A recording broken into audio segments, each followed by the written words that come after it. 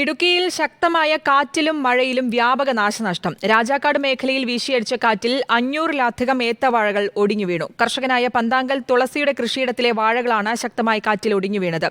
Bank വായ്പ എടുത്ത് നടത്തിയ കൃഷിയാണ് പൂർണ്ണമായും നശിച്ചത്.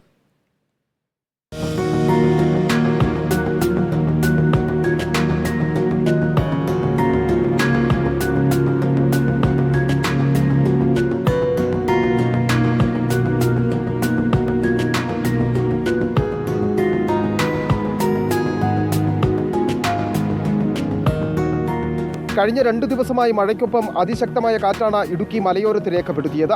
കാറ്റിൽ മരങ്ങൾ കടപുഴകിയും മറ്റു നാശനഷ്ടങ്ങൾ ഉണ്ടായതിനൊപ്പം ശക്തമായ കാറ്റിൽ 500ഓളം ഏത്തവാഴകൾ ഒടിഞ്ഞു നശിച്ചു. രാജാക്കാട് സ്വദേശി പന്താങ്കൽ തുളസിയുടെ വാഴ കൃഷിയാണ് നശിച്ചത്.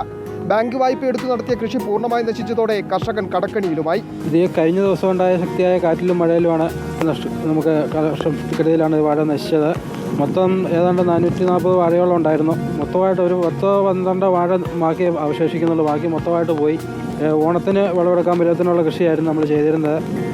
ഒരു 10-45 ദിവസം കഴിഞ്ഞാൽ വെട്ടാവുന്ന കൊലകളായിരുന്നു. മൊത്തം തന്നെ നശിച്ചു പോയി. ഫെഡറൽ ബാങ്കിൽ നിന്ന് ലോൺ എടുത്തായിരുന്നു കൃഷിയാണ് നമ്മൾ ചെയ്തിരുന്നത്. കൃഷിവകുപ്പ് അധികൃതർ നേരിട്ടെത്തി സന്ദർശനം നടത്തി. വിള ഇൻഷുറൻസ് പദ്ധതിയിൽ ഉൾപ്പെട്ടിരിക്കുന്നതിനാൽ ആനുകൂല്യം വേഗത്തിൽ ലഭിക്കുവാൻ ഇടപെടൽ നടത്തിയിട്ടുണ്ടെന്നും ഉദ്യോഗസ്ഥർ പറഞ്ഞു. 350ഓളം വാഴയാണ് ഇവിടെ ഈ പ്ലോട്ടിൽ ഉള്ളത്. അതിന് ഇൻഷുർ ചെയ്ത വാഴയായതുകൊണ്ട് 300 രൂപ പ്രകാരം ഉള്ള എമൗണ്ട് ഇതിനകത്ത് വരും. 1 ലക്ഷം രൂപ താഴെയുള്ളൊരു എമൗണ്ടിലേക്ക് വരുന്നുണ്ട്. മേലധികാരികളെല്ലാം അറിയിച്ചിട്ടുണ്ട്. അവർ വെരിഫൈ ചെയ്യുന്നതായിരിക്കും. എന്നാൽ വിള ഇൻഷുറൻസ് പദ്ധതി പ്രകാരം ആകെ നഷ്ടമായ വാഴകൾക്ക് പരമാവധി ലഭിക്കുക 1 ലക്ഷത്തിലധികം രൂപ മാത്രമാണ്. 4 ലക്ഷത്തിലധികം രൂപയുടെ നാശനഷ്ടമാണ് കർഷകനുണ്ടായിരിക്കുന്നത്.